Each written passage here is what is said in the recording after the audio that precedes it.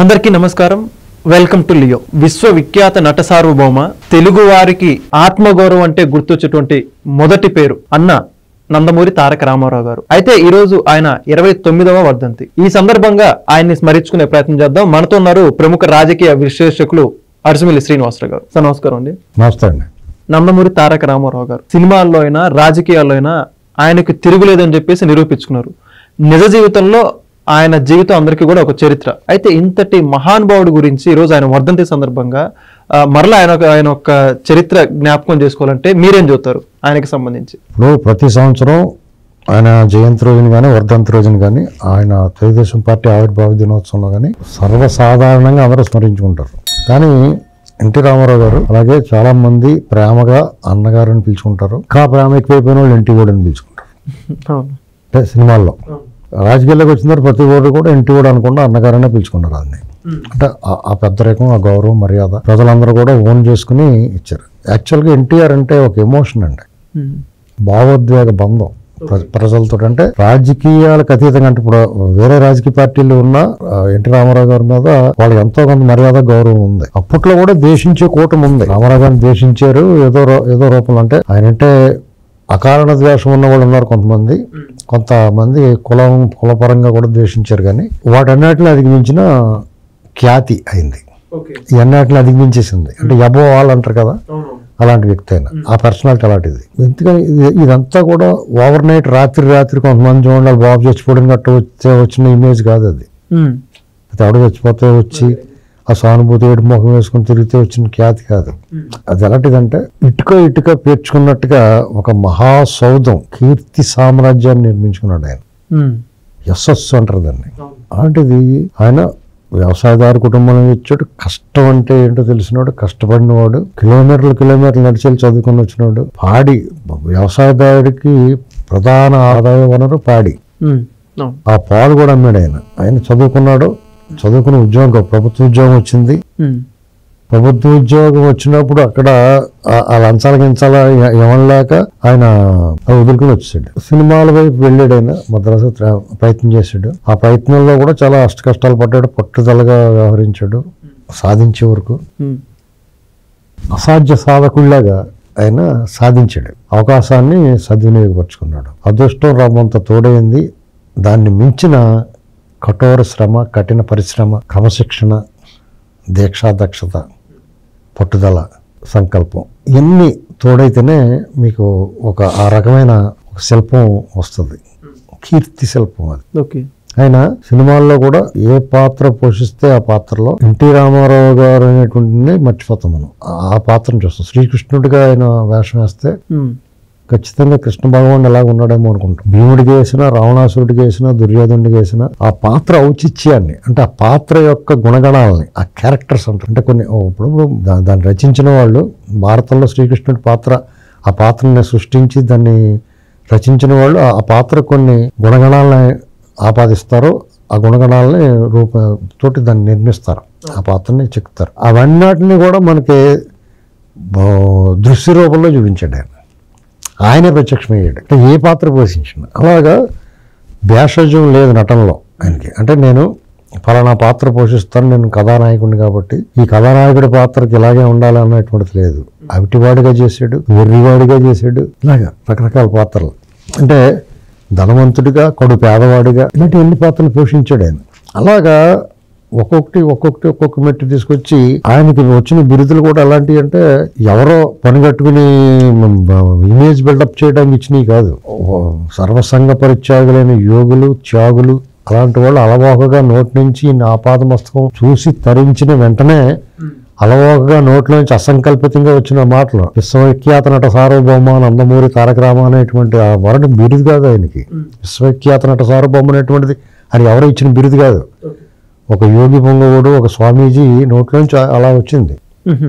అంటే వాక్శుద్ధి కలిగిన ఆ మాట మంత్రం అయిపోయి ఇప్పుడు ఇవాళ ఎల్లడలా తిరుగుతుంది. ఎవరైనా మాట్లాడినా విశ్వవిఖ్యాత నట సార్వభౌమ. ఇది నటనకు సంబంధించి ఆ శిఖరాలు ఎన్నున్నాయో ఆ శిఖరాలు చేరుకున్నాడు ఆయన. సాధారణంగా ఏం చేస్తారో శిఖరము చేరు ఆపై నింగిని కోరు అంటారు. శిఖరాన్ని చేరుకున్న తర్వాత ఇక ఆయన జీవితానికి పరిపూర్ణత, నా నట జీవితానికి పరిపూర్ణత, ఇక రాజకీయం ప్రజల కోసం నా జీవితాన్ని అంకితం చేయాలనుకున్నాడు. రాజకీయాల్లోకి వచ్చాడు. ఆయన రాజకీయాల్లోకి వచ్చేది ఎలక్షన్లో పోటీ చేసి గెలిచో లేకపోతే ఓడో ఇంట్లో పడుకోలేదు. ఆయన సామాజిక చైతన్యం తీసుకొచ్చాడు. ఒక రకంగా సామాజిక విప్లవం తీసుకొచ్చాడు. ఆయన సామాజిక విప్లవకారుడు. ఆయన సామాజిక విప్లవకారుడు.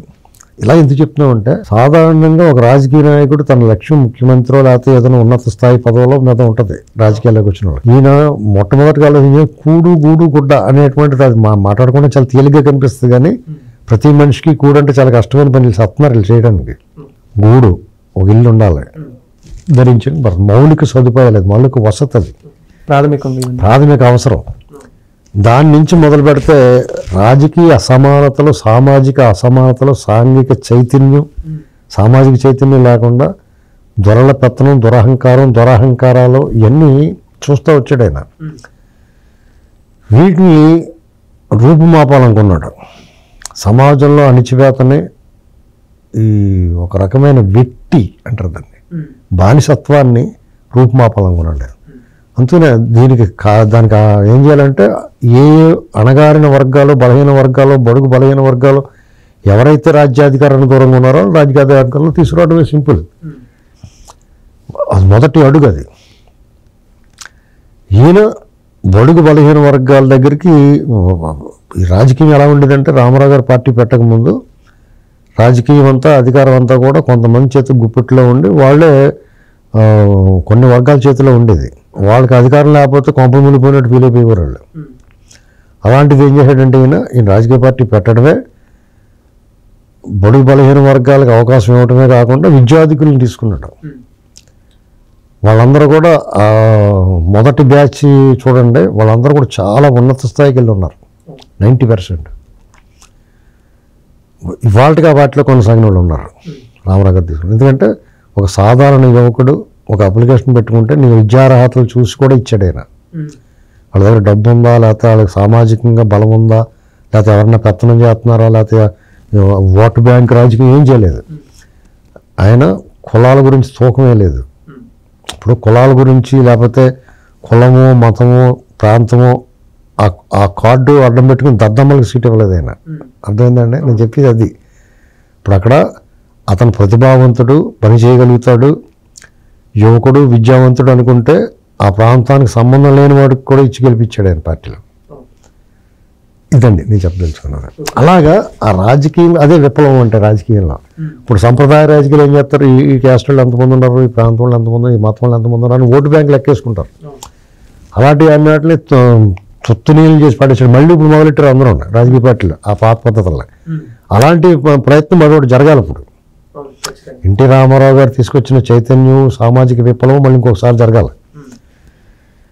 అయితే ఇప్పుడు అదేమైందండి, దాన్ని కూడా దుర్వినియోగపరుచుకుంటున్నాయి ఆయా వర్గాలు. అంటే ఆ కులాన్ని, మతాన్ని అడ్డం పెట్టుకుని ఎవరు పడితే వాళ్ళు తయారైపోతున్నారు. వాళ్ళ బాధ్యత ఉండట్లేదు. అంటే సమాజంతో పాటు వాళ్ళు మారిపోయారు. ఇప్పుడు మొన్న చూడండి, ఒక ఆయన మాట్లాడుతున్నాడు, రాజమండ్రికి చెందిన మాజీ ఎంపీ, అమలాపురం మాజీ ఎంపీ. జగన్మోహన్ రెడ్డి గారి తాలూకు మేనత్త వెళ్ళింది బైబిల్ పట్టుకుని, ఇక మొదలెట్టాడు మళ్ళీ. అంటే ఈ రకమైన చూసేటప్పటికి వాళ్ళ మీద విశ్వాసం పోతుంది ప్రజలకి. నిజంగా అతను మంచి నాయకుడు, పోరాడి తత్వం ఉన్నవాడు. ఆ పోరాటాన్ని వృధా చేస్తున్నాడు. అతను ఆల్రెడీ బాగానే అనుభవించాడు, బ్రహ్మాండంగా బాగానే సైన్ అయ్యాడు ఆయన. ఇంకా అంతగా ఆ స్టాచ్యూటరీ ఆ స్థాయి దాటిపోయిన తర్వాత ఇంకా అతనికి అవకాశాలు రావు. ఎందుకంటే అతని వల్లే, అతని క్యారెక్టర్ వల్ల పోద్ది. అది దాన్ని ఏ రకంగా బిల్డప్ చేద్దాం ఉన్నా కానీ ఇలా అబాస్ ఫాలో అవుతారు తప్ప పని జరగదు. ఇలాంటి వాళ్ళు ఎక్కువైపోయారు. కానీ ఎన్టీ రామారావు గారు అలా కాదు కదా. ఆయన 83లో పార్టీ పెట్టిన నాయకులు ఇచ్చిన లిస్టు చూడండి మీరు. ఎంతమంది డాక్టర్లు, ఉపాధ్యాయులు, అధ్యాపకులు, వైద్యులు, లాయర్లు, ఇంజనీర్లు, ఇలాంటి వాళ్ళందరికీ ఆయన అసలు అప్పటి వరకు కూడా నిశానీ బ్యాచ్ ఉండేవారు రాజకీయాలు. చాలామంది పొట్టకొత్త అక్షముఖ లేని వాళ్ళు ఉండేవారు. వాళ్ళు చక్రం తిప్పేవారు జిల్లా బోర్డు ప్రెసిడెంట్ల కింద, అలాగే సబ్ ప్రెసిడెంట్ల కింద. చాలా దారుణంగా ఉండేది పరిస్థితి.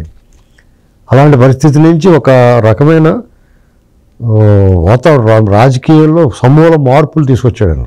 ఓకే, అంటే పూర్తిగా ప్రక్షాళన చేసేట్టు కాదు. సాధారణంగా మార్పు మొదట వ్యతిరేకిస్తారు, తర్వాత విమర్శిస్తారు, చివరికి అనుసరిస్తారు. అదే జరిగింది. కానీ పాపం ఆయన ఆ విషయంలో కొంత ఒడిదుడుకులు ఎదుర్కొన్నాడో, సంక్షోభాలు ఎదుర్కొన్నాడో, ఆయన పదవీచ్యుతుడయ్యాడు.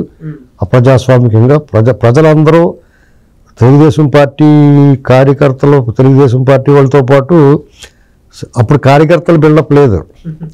తెలుగుదేశం పార్టీ సానుభూతి పరులు ఉండేవారు. రామారావు గారు పదవీచ్యుతుడైనప్పుడు 84లో. దానితో ప్రజలు అందరూ కలిపి ప్రజాస్వామ్య పరిరక్షణ ఉద్యమం చేసి ఆయన తిరిగి ప్రతిష్ఠించారు ముఖ్యమంత్రిగా. మొట్టమొదటి first of it's kind. Indira Gandhi గారు లాంటి ఒక ఉక్కు మహిళ, ఆవిడకి తిరిగే లేదనుకున్న పరిస్థితుల్లో ఎమర్జెన్సీ అనంతరం ఆవిడ అధికారంలోకి వచ్చిన తర్వాత జరిగిన ఇన్సిడెంట్ ఇది. ఎమర్జెన్సీ అప్పుడు ఇందిరాగాంధీ గారిని చూసిన వాళ్ళందరికీ కింద తడిచిపోయేది. కాబట్టి ఆయన ఎదిరించి మునగాళ్ళు ఎవరు ఉండేవారు కాదు దేశంలో. ఆవిడ ఓడిపోయినా మళ్ళీ తిరిగి గెలుచుకుంది. ప్రధానిగా బాధ్యతలు చేపట్టిన తర్వాత ఒక 2-3 ఏళ్ళకి ఇది జరిగింది. ఇలాంటి పరిస్థితుల్లో రామారావు గారు తిరిగి ఆయన ముఖ్యమంత్రిగా చేసిందంటే అసలు ఏ రకమైన ప్రజల నుంచి చైతన్యం ఉందో, ఒత్తిడి వచ్చిందో, ఆ చైతన్యం రావడం కారణం రామారావు గారే. తర్వాత చంద్రబాబు నాయుడు గారు తోడయ్యారు. ఆయన కార్యకర్తలు బిల్డప్ చేశాడు పార్టీకి. అంటే ఒక సైన్యాన్ని, అంటే తెలుగుదేశం పార్టీ కార్యకర్తలకు ఒక విశిష్టత ఉంది. వాళ్ళు ప్రయోజనాలు ఆశించి పనిచేయరు. సామూహిక ప్రయోజనం, అంటే వ్యక్తిగత ప్రయోజనాన్ని ఎవరు ఆశించడం. అంటే ఒక 10% అలాగే ఉంటారు బోగ్గలు అక్కడికి వెళ్ళిన వాళ్ళు వదిలేస్తే. సామూహిక ప్రయోజనం. అలాగే తెలుగుదేశం పార్టీ కూడా వ్యక్తుల ప్రయోజనాలను ఆశించదు.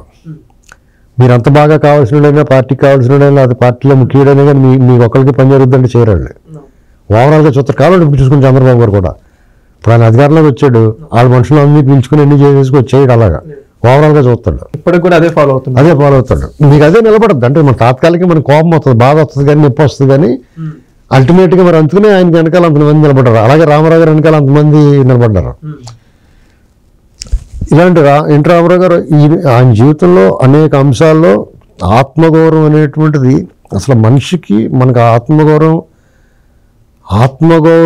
అనే నినాదం ఎలాగ పాతుకుపోయిందంటే ప్రతి ఒక్కళ్ళలో కూడా సెల్ఫ్ రెస్పెక్ట్ అనేటువంటిది ఎట్టి పరిస్థితుల్లో మనకి ఆరో ప్రాణంలో ఉండాల్సిందే అనేటువంటిది ఎన్టీ రామారావు గారు ఆత్మగౌరవం తాలూకు పవర్ ఏంటో చూపించాడు. ఎందుకంటే మళ్ళీ ఎంత అవమానించేవారు రాజకీయంగా. అంటే ఉమ్మడి మద్రాసు రాష్ట్రంలో మనం అవమానించడం అవన్నీ అది పక్కన పెడితే అది అలాగే సహజంగా చేస్తారు. వాళ్ళు హ్యాండెడ్గా వ్యవహరిస్తారు తమిళ వాళ్ళు. అంతేకాకుండా నార్త్ వాళ్ళు ఇప్పటికీ మన మీద చిన్న చూపించి వస్తారు దక్షిణాది మీద. దానితోడు అప్పుడు అంతా ఒకే పార్టీ, ఒకే దేశం, ఒకే పార్టీ మొత్తం మరతెట్టేస్తున్న రోజులు వీళ్ళు ఏం గౌరవిస్తారు? పైకి అంతా బూట్లకి అప్పుడు ఏంటండి, మాకుంటే అధికారం ఉంటే చాలు, మా పాలుగాళ్ళు కింద ఉండి ముఠా రాజకీయాలు, కక్షా రాజకీయాలు, ఫ్యాక్షను, ఇంటికి బియ్యం మూట ఇచ్చి మనుషుల చేత పని చేయించుకుంటాం, వాళ్ళ చేత చదువు సంధ్య లేకుండా, ఉద్యోగం ఉపాధి లేకుండా చేసేస్తే వాళ్ళు ఇళ్ళ వెనకాల పడి ఉంటారు. కాబట్టి వాళ్ళు చెప్పించేస్తే అదొక ప్రజాస్వామ్యంలో నియంతృత్వం వ్యవహరించారు వాళ్ళు, నియంతృత్వంగా. అవన్నీ బద్దలు కొట్టాడు, బ్రేక్ చేసాడు ఈయన. ఇలాగ ఈ తెలుగుదేశం పార్టీ వచ్చిన తర్వాత ఉమ్మడి ఆంధ్రప్రదేశ్ ఒక రకమైన కుదుపుకు గురైంది, మార్పుకి నాంది పలికింది. వాడవాడల మారుమూల ప్రాంతాల్లో కూడా అప్పటికే ఎన్టీ రామారావు గారు సినిమా నటుడిగా, ఒక కథానాయకుడిగా ప్రజల గుండెల్లో ఉంటే ఈసారి గుండెల్లో స్థిర నివాసం ఏర్పాటు చేసుకున్నాడు. అంటే నిలిచిపోయాడు అక్కడ, సరైన ముద్ర అది. ఎందుకంటే 2 రూపాయలు గేలో బియ్యం ఇవాళ మనం ఏదో చెప్పుకుంటాం, కానీ అసలు అది ఎంత ప్రభావం చూపించిందంటే చాలామందికి అసలు అది ఇప్పుడు మనం అవమానించకూడదు. అప్పుడు బాధపడిన వాళ్ళని ఉదాహరణ అంటే ఎటు తెలియని ప్రాంతాలు కొన్ని ఉండి ఆంధ్రప్రదేశ్, ఉమ్మడి ఆంధ్రప్రదేశ్లో ఆ ఏరియాలో వాళ్ళందరికీ కూడా దేవుడిగా కనిపించాడు ఈయన. అలాగే రైతులకి కరెంటు బిల్లులు కట్టలేక పొలాలు అమ్మేసుకునేవారు.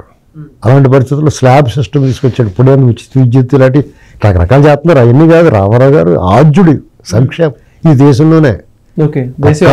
పక్కా ఇళ్ళు కానీ, పక్కా ఇళ్ళు ఇలాంటివి ప్రతి వాళ్ళు చెప్పి ఇవే కాదండి.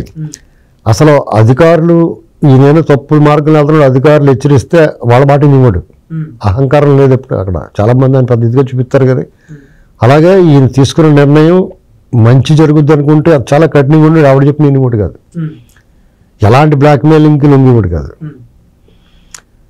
ఇప్పుడు మద్యపాన నిషేధం చూడండి, ఒక్క కలం పొడిది లేపాడు దొబ్బాడు. దానివల్ల ఆదాయం తగ్గిపోద్ది, చాలా ఇబ్బందులు ఎదురవుతాయి. స్మగ్లింగ్, రకరకాల మాఫియా పెరిగిపోద్ది. కానీ చేయాలనుకున్నట్టు చేసాడు, అమలు చేయలేకపోవడం, ఆచరణలో పెట్టలేకపోవడం యంత్రాంగం తప్పది, దాన్ని నియంత్రించలేకపోవడం. ఒక నాయకుడు తన నిర్ణయాన్ని మంచి నిర్ణయం అయినప్పుడు ఆ పైనుంచి కింద వరకు సహకరించాలి. ఇక ఏమీ చేయలేక చంద్రబాబు గారు చేతులు ఎత్తేసారు. అప్పుడు పాపం ఏం చేస్తారు, అందరూ కలుషితం అయిపోయినప్పుడు సరే అందులో కొంచెం మంచి మార్గం చేయించుకున్నాడు ఆయన. ఏంటండి తర్వాత కూడా రామారావు గారు జీవితంలో చాలా విషాదం ఏంటంటే, ఆ గొప్ప మనిషి ఆ తెల్ల కాగితంలో ఒక మరక, అది మనం తలుచుకోవడం అనవసరం వాళ్ళు కూడా. అయినా సరే తప్పని పరిస్థితుల్లో అదొక చీకటి అధ్యాయం. సూర్యుడికి చంద్రుడికి గ్రహణం పడుతుంది. ఎన్టీ రామారావు గారు కూడా అటువంటి గ్రహణం పట్టింది, దురదృష్టం. ఆ వ్యక్తి, ఆ మహానుభావుడు, ఆ యుగ పురుషుడు, శక పురుషుడు, యుగానికి ఒక్కడైన ఆ వ్యక్తి జీవితంలో చీకటి రోజులయ్యి ఆయన ఈరోజు 96లో జనవరి 18ని మరణించాడు. ఆయన బతుకుంటుంటే ఈ దేశ ప్రధాని అయ్యాడు. ఎందుకంటే అసలు దేశంలో ప్రధాన పక్షాలన్నిటిని యాకింగ్ చేసిన లీడర్ అయినా, నేషనల్ ఫ్రంట్ చైర్మన్గా చేశాడు ఆయన. విపి సింగ్ని ప్రధానమంత్రి చేశాడు. దురదృష్టవశాత్తు ఆ ఎన్నికల్లో ఎన్టీ రామారావు గారు తెలుగుదేశం పార్టీ ఓడిపోబట్టి మిస్ అయ్యేది, లేకపోతే ఆయన ప్రధానమంత్రి అవును. అసలు మీకు విషయం తెలుసా, మీకు బీసీ రిజర్వేషన్ మండల్ కమిషన్ తీసుకొచ్చాడు. రాజీవ్ గాంధీ గారు వాళ్ళు మండల్ కమిషన్ వాటిని అంతకుముందు మండల్ కమిషన్ సిఫార్సులు రాజీవ్ గాంధీ గారు అమలు చేయలేదు, ఈయన వచ్చి అమలు చేశాడు. తర్వాత రైతు రుణమాఫీలు కానీ, దేవిలాల్ గారు ఉప ప్రధానిగా రైతు రుణమాఫీలు ఇటువంటివన్నీ దేవిలాల్ గారు ఈయన చైర్మన్గా ఉన్న గవర్నమెంట్లో జరిగినాయండి. అప్పుడు బీజేపీ ఏం చేయదని బాబు వీళ్ళ పేరు వచ్చేస్తున్నారు, రథయాత్రలు పెట్టారండి. అంటే రాజకీయం సహజం కదా. ఇలాగా నిలువెల్లా కాషాయం ధరించి ఈయన మతతత్వం, మతవాది కాదు, అతివాది కాదు. ఈయన వామపక్ష భావజాలము, హైందవ ధర్మ జీవన విధానం అన్ని కలగలిపిన వ్యక్తి. అంటే ఈ దేశానికి కావాల్సిన అసలు సిసల నాయకుడు. ఆయనలో వామపక్ష భావజాలం ఏంటంటే కూడు గూడు కూడా అనేటువంటి బేసిక్ లైన్ ఏంటండి, నక్సలైట్లు నిజమైన దేశభక్తులు అనేటువంటి గట్టిగా నిర్ణయించిన వ్యక్తి ఆయన. ఏంటండి ఇన్స్టెంట్ జస్టిస్ని కోరుకున్న వ్యక్తి. అదే సమయంలో నిలువెల్లా కాషాయం ధరించి ఆయన పురాణ పురుషుల పాత్రలు పోషించి దేవదేవులు, ముక్కోటి దేవతలు మన ముందు కళ్ళ ముందు సాక్షాత్కరింప చేసిన శకపురుషుడు. వాళ్ళ బిడ్డలందరికీ, మగవాళ్ళందరికీ కృష్ణనామోదయం, ఆడబిడ్డలందరికీ ఈశ్వర నామోదయం వచ్చేలా చూసుకుంటాం. అంత మించిన హిందువు ఎవరు ఉంటాడు?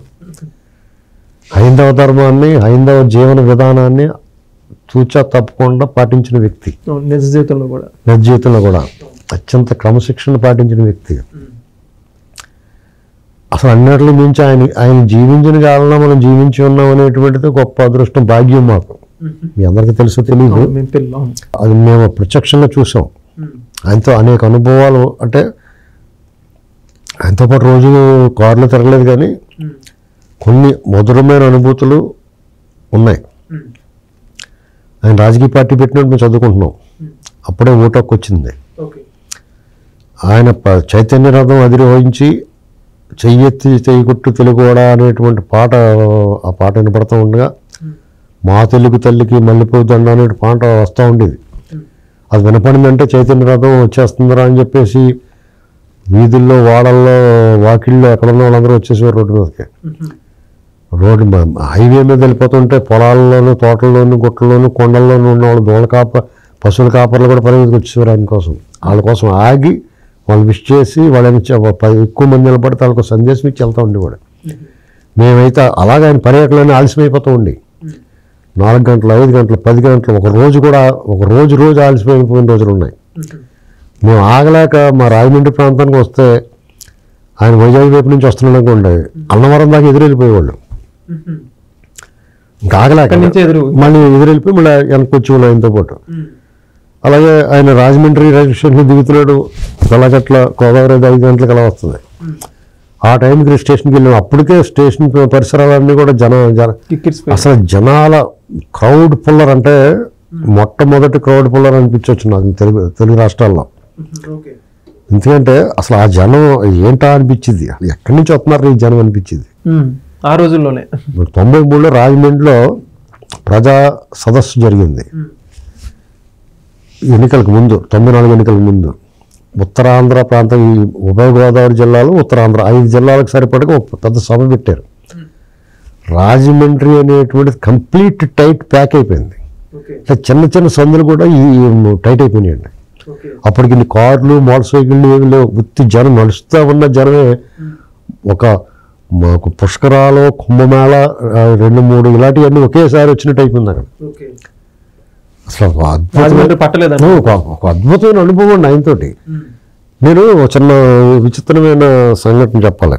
87 ప్రాంతంలో ఆయన ముఖ్యమంత్రిగా ఉన్నారు. తూర్పుగోదావరి జిల్లా రంగంపేటలో ఒక రక్షిత మంచినీటి పథకం ఒక ట్యాంకర్ ఏదో ఆ పథకాన్ని ఓపెన్ చేయడానికి ఆయనకి షెడ్యూల్ ఉంది. ఆయన రాజమండ్రి నుంచి ఇలా రాజనగరం మీద నుంచి రంగంపేట వెళ్ళాలి, కాకినాడ రూట్లో ఉంటుందన్నమాట. మాదేమో రాజనగరం నుంచి ఇలా వెనక్కి ఉంటుంది మా ఊరు గ్రామం, మన ఆంధ్రాడ.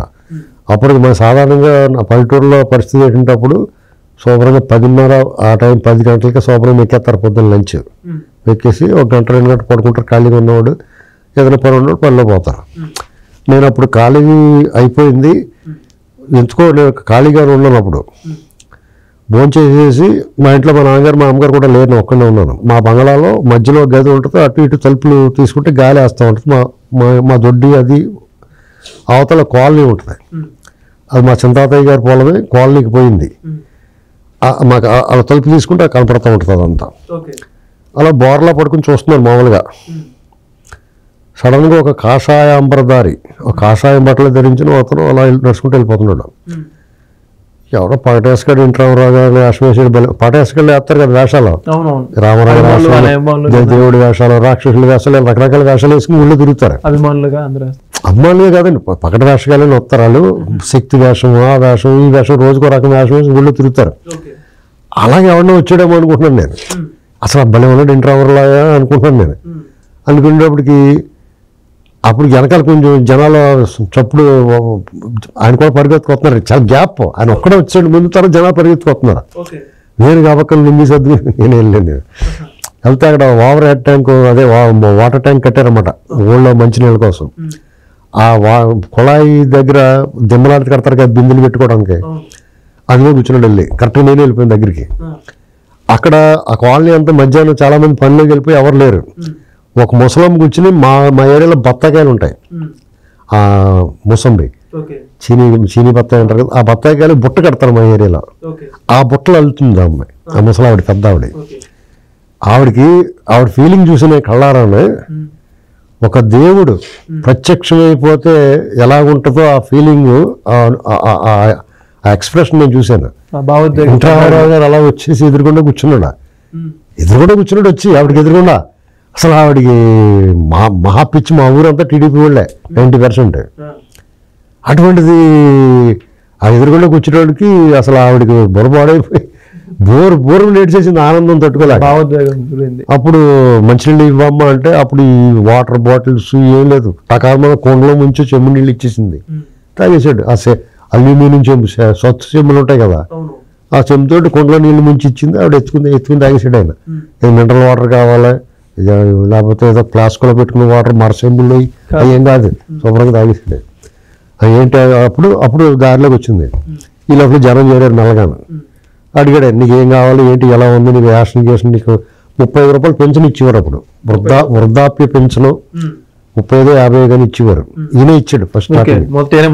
ఒంటరి మహిళలకి వృద్ధాప్య పెన్షన్ ఇచ్చేవాడు ఈయన. ఆ పెన్షన్ వస్తుందా, నీకు రేషన్ బియ్యం వస్తున్నాయని అడిగితే, వస్తున్నాయి బాబాయ్ అంటారు, వస్తున్నాయి బాబాయ్, బియ్యమే సరిగ్గా ఎత్తలేదు అన్నారు. పాపం ఆడు బాగానే ఎత్తాడు మామూలు రేషన్ ఆయన. కానీ అనగానే వెంటనే పిలవన్నారు. ఆయన పిలిచారు. ఆడు కాళ్ళు గజ వణికెత్త వచ్చాడు. మామూలుగానే వాళ్ళకి భయం వేస్తుంది. ఎందులోనూ ముఖ్యమంత్రి గారు ఎన్టీ రామారావు గారు మళ్ళీ ముఖ్యమంత్రి, ఆ ఎదురు కూడా తన మాట రావట్లేదు. కంగారు పడకో, ఇక్కడి నుంచి జాగ్రత్తగా, అంటే ఏదో గొప్ప కోసం చర్యలు తీసుకున్నామని ఓవర్ యాక్షన్ చేయకుండా అతను కూడా చెప్పి అతని పరిస్థితిని గ్రహించి జాగ్రత్తగా ఇక్కడి నుంచి ఇటువంటి కంప్లైంట్ మళ్ళీ వస్తే కఠినమైన చర్యలు ఉంటాయని హెచ్చరించి వదిలిపెట్టాడు. అక్కడి నుంచి మళ్ళీ తిరిగి అక్కడ ఎందుకు వచ్చాడు ఆయన, ఎందుకని ఆ వాటర్ ట్యాంకు నిర్మాణంలో లోపాలు ఉన్నాయి, ఆ కాంట్రాక్టర్ పొరపాటు చేశాడని చెప్పేసి మా ఊరికి చెందిన ఆయన మా జనాగారు ఒక ఆయన ఉన్నాడు, ఆయన కంప్లైంట్ చేశాడు. కొంచెం సీఎంఓలో ఉన్న పరిచయస్తులు కొంచెం పెద్ద బిగ్ హ్యాండ్ అది చేస్తే అంటే మాకు వ్యతిరేక వర్గం యాక్చువల్గానే. ఇప్పుడు ఆ కాంట్రాక్టర్ మా వర్గమే. అతను ఆ కంప్లైంట్ వల్ల ఆయన రంగంపేట వెళ్ళాల్సిన రాజనగరం నుంచి, అంటే ఆ ముఖ్యమంత్రిగా ఎంత ఇంపార్టెన్స్ ఇచ్చాడంటే ప్రజా వచ్చిన కంప్లైంట్ ఫిర్యాదుల పట్ల ఆయన కన్సర్న్ మనం గమనించాలి. అక్కడ ఎవరికి చెప్పకుండా వస్తున్నానని రాజనగరం నుంచి ట్రక్ మంది తిప్పించాడు తన కారు. ఆ రూట్ మ్యాప్ కూడా ఎంత గుర్తుందో చూడండి ఆయనకి. ఆయన ఎప్పుడో చైతన్య రథమే వచ్చాడు సార్, ఎప్పుడో ఆయన అందరికీ గుర్తుంటాయి రాజు. ఇప్పుడున్న వాళ్ళకి బోలంత ఎలక్షన్లో బోలంత పని చేసిన వాళ్ళు ఎవరైనా ఉన్నట్టు చూస్తున్నారు. ఇప్పుడు ఏ ఊరు ఎప్పుడెళ్ళో గుర్తు అలాగే ఇప్పుడు అంతా కూడా ఉండి ఎంతో పని చేసి ఆర్థికంగానే అన్ని రకాల సాయం చేసిన కూడా ఎవరండి మీరు అన్నట్టు చూస్తున్నారు. ఇప్పుడు యాక్చువల్గా మాకు రోజు టీవీలో చూస్తారా, ఆ పార్టీ కోసం పని చేస్తున్నామో లేకపోతే మేము పార్టీ కోసం పని చేయకపోయినా వాళ్ళకి జగన్కి వ్యతిరేకంగా పని చేసాం కదా, వాళ్ళకి అనుకూలంగానే పని చేసాం కదా, అయినా సరే ఇళ్ళలో చూస్తుంటాడు కూడా నాయకులు. నాకు తెలిసి చూశాను నేను. అలాంటివి ఏమి లేవు కాబట్టి రావణ గారు గొప్పడయ్యాడు, వీళ్ళేమో ఒకరోజు రాజు అవుతున్నారు. అర్థమైందండి, ఇది తేడా. ఆయన అలా వచ్చి తక్కువ తిప్పించి ఆ రూట్ ఎవరు ఎలా ఇచ్చారో మ్యాప్ ఎక్కడ అడుగు తడబడకుండా డైరెక్ట్గా అడుగు వచ్చాడు ఆయన. తిరిగి మళ్ళీ మా సెంటర్లోకి వచ్చిన తర్వాత అప్పుడు వ్యాన్, ఆయన వ్యాన్ ఉంటుంది కదా, అది ఎక్కారు. అంటే వేరే వ్యాన్, చైతన్య రథం కాదు కానీ వేరే ఆయన కోసం ఏర్పాటు చేసిన వ్యాన్ ఎక్కి మీ సమస్యలు ఏంటి చెప్పండి అంటే ఇక్కడ దెబ్బలాడుకున్నారు. మళ్ళీ రెండు వర్గాల వాళ్ళు అలా చేసి అందరినీ గద్దించి ఇవన్నీ నేను చూసి వచ్చాను, వీళ్ళేమో బాగా కట్టారు అంటున్నారు, మీరు బాగా కట్టలేదు అంటున్నారు, ఇవన్నీ వదిలిపెట్టండి, నేను స్వయంగా ఇక్కడికి వచ్చాను ముఖ్యమంత్రిని మీ ఊరు, మీకు ఇంకా ఏం కావాలో అడగండి, నేనేం చేయగలుగుతానో అది చేస్తాను. అప్పుడు మా వాళ్ళు స్టూడెంట్స్ ఏమన్నారంటే మా నియోజకవర్గం చాలా పెద్దది, కడియం నియోజకవర్గం. అప్పుడు ఇప్పుడు రాజనగరం కింద రాజమండ్రి రూరల్ కింద ఇడిపోయింది. కడియం నియోజకవర్గం కింద ఉండేటి ఇటు మా రాజనగరం మండలం దగ్గర నుంచి కడియం దాకా అసలు చాలా పెద్దది. అంటే మన ఖైరతాబాద్ లాగా పెద్దది. అప్పుడు ఈస్ట్ గోదావరిలోనే పెద్ద నియోజకవర్గం అది. చాలా చాలా స్ట్రాంగ్ కాన్స్టిట్యున్సీ టీడీపీకి. అది కంచుకోట. అప్పుడు ఆయన మాకు బస్సు కావాలన్నారు, ఓ బస్సు కావాలన్నా మాకు నియోజకవర్గం మొత్తం కలపడానికి. అప్పుడు ఎమ్మెల్యే మాకు ఒడ్డేపత్ర గారు ఉండేవాడు, లేదంటే కడి నుంచి గిరిజాల వెంకట సాయినాయుడు ఇలాంటి వాళ్ళు ఎవరో ఉండేవారు. వాళ్ళ దగ్గరికి వెళ్ళాలన్నా మాకు ఇబ్బంది ఉంటుంది, వాళ్ళు ఎక్కడికి రావాలని ఇబ్బంది ఉంటుంది. కానీ నియోజకవర్గాన్ని కలుపుతా ఓ బస్సు కావాలంటే చెముడు లంక నుంచి కోరకొండ వరకు ఓ బస్సు తెల్లారి వచ్చిందండి. మరుసటి రోజు మధ్యాహ్నం 3 గంటలకి 2 గంటల నుంచి అంతా జరిగింది. ఆయన ఇచ్చిన ఆదేశాలు మన్నాడు పొద్దున 7 గంటలకు బస్సు వచ్చింది. అంటే ఆచరణ. ఇది ఒక విచిత్రమైన అనుభవం మాకు ఆయనతోటి. ఇది ఎన్టీ రామారావు గారి పరిపాలన దక్షత. ఆయన ఇలా ఇంకా అసలు ఆయన చరిత్ర అగాధం అండి, చదువుకోవాలండి. సాగర మదనంలో ఉంటుంది. అసలు ఎంత చెప్పుకున్నా అంత ఉండదు, ఆకాశమే హద్దు. అదే పరిస్థితి. ఆ యువ పురుషుడికి వర్ధన సందర్భంగా మనం శ్రద్ధాంజలి ఘటించడం తప్ప మనం అంతకన్నా ఏం చేయగలం. అటువంటి మీరు నగపర ధీరుడు కదా. నిజంగా చాలా చక్కగా చెప్పారు సార్ ఆ మహనీయుడు గురించి, ఆయన చేసినటువంటి ఆయన జీవిత చరిత్రలో మీకున్న అనుభూతులు కూడా చాలా మాతో షేర్ చేసినందుకు చాలా ధన్యవాదాలు. Thank you. Please subscribe to Leo news for more videos.